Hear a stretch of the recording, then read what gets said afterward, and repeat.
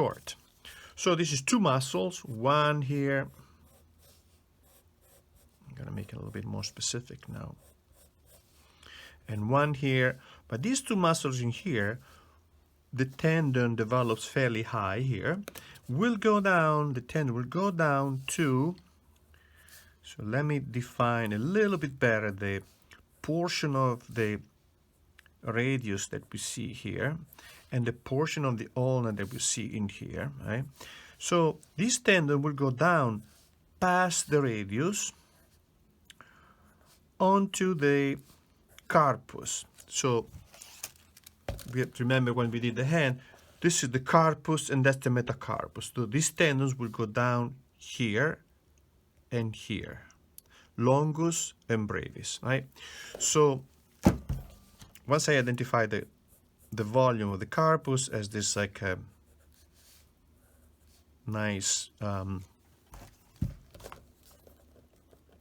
oval shape, right, of the carpus, the wrist, then I can position the two tendons of the extensor carpi radialis longus here at the base of the first metacarpal bone, actually second metacarpal bone, and then here at the base of the third metacarpal bone, right? So first metacarpal, second, third, fourth, and fifth, right? All right, so now the tendon of the extensor of the fingers will go down to the fingers. 4 tendons, because later, so they go to the second, third, fourth, and fifth, not to the thumb, because the thumb has its own extensor and abductors. So we're going to see that later. So I've seen the pinky has 1 tendon coming from the extensor communis, common, and 1 coming from its own muscle, digiti minimi. See, the muscle, the fingers that are at the extremities need more mobility, right? So they need more muscles in a sense. So this last muscle in here is the extensor of the carpus, or the carpi, because it goes down to the carpus here, right? But on the ulnar side. So that's this complex name tells you what the muscle does. Extends what? The carpus. From where? From the radial side, extensor carpi radialis longus and brevis, or from the ulnar side, extensor carpi radialis, ulnaris. And there's only one, so we don't need to specify long or short, longus or brevis. At this corner here, there is a neglected but beautiful little muscle, and it's called Anconeus.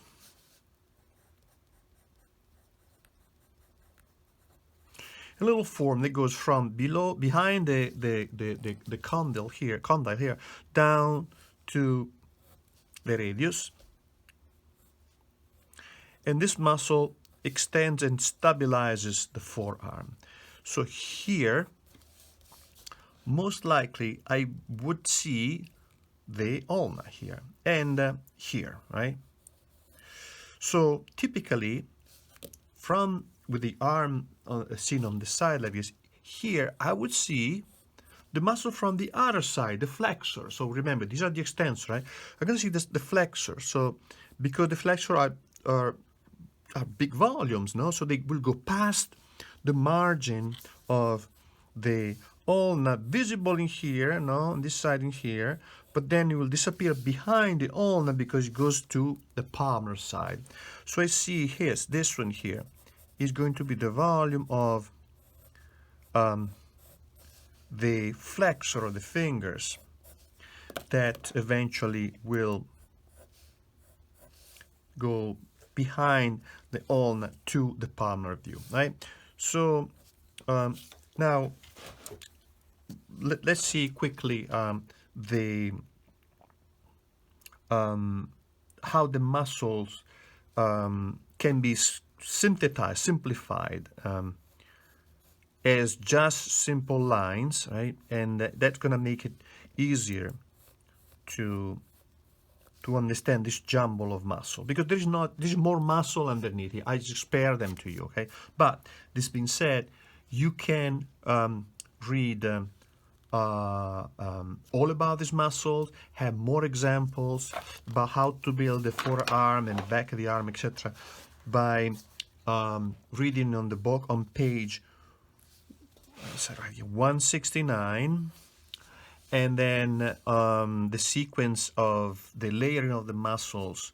So this is going to be for the side view, similar to this, but slightly different approach. And then see all the layers of the muscles of upper arm and forearm, seen from behind, from reading from page 145 to page 149, right?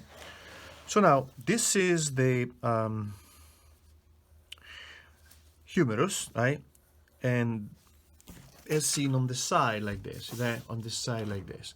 So the humerus like this, the hand is now extended like this, see that, right?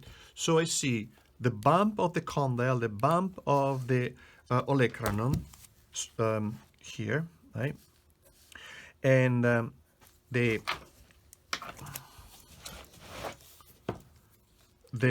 capitulum, the little bump in here of the radius, right? And now these two bones are going to be parallel, right? Like this. The radius widens up as it moves toward the hand. I think we discussed this already in the first two lessons here. And the ulna will instead do the opposite, starts thicker and will end up thinner, right? So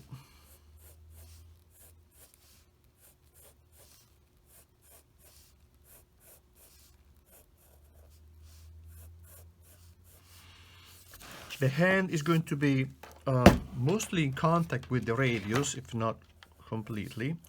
And now in here, that's why, by the way, this bone just sticks out like that, because this is a tendon. Otherwise, there would be a big gap in here. There would be a big gap in here, but we had tendons in here that close the gap. And of course, we would have contacts, you know, between this portion of the articular faces of the carpal bone and the distal articular face of the radius. So there would be contact, but still, there is not much. The surface of that articulates with the carpus is mostly from the radius, right? Okay, so okay, arm, hand here, and so now let's do this. Let's look at. See, the lateral side of the humerus here has a thin, like, blade of bone, right? And the brachioradialis will start here at the lower third. See how more or less lower third here. So where this portion starts becoming widening up and coming up, that's the point where the brachioradialis starts. So brachioradialis will start from here, right? So we've seen the brachioradialis start from this portion here, more or less here, right? The upper portion of the lower third of the lateral side of the humerus. Wow, lots of stuff. Okay, and ends up here at the styloid process of the radius.